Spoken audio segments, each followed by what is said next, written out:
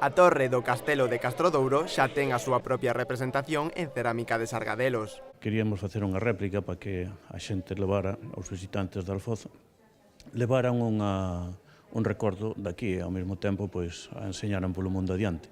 A presentación tivo lugar na propia torre, onde o deseñador da peza deu unha pequena explicación do proceso de creación. En todas as plantillas hai que pintalas á mão, pasarlle todas as ventanas, todo decorado, e cunha cuchilla todo recortarlles todo. A importancia para os veciños é tal que cada ano celébrase unha feira medieval en torno á torre. De feito, a súa historia máis famosa remontase ao século XV.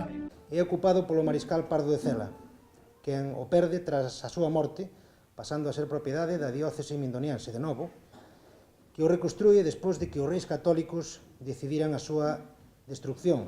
Foi concello e tamén xulgado, pero as funcións nos últimos anos non quedan aí.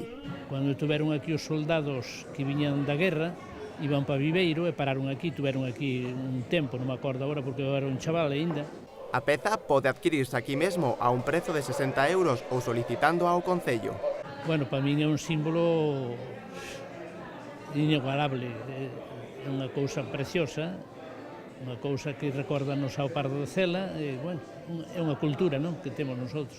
Este ben de interese cultural é un símbolo para toda a Mariña lucense que agarda que visitantes de todo o mundo se acheguen a coñecelo.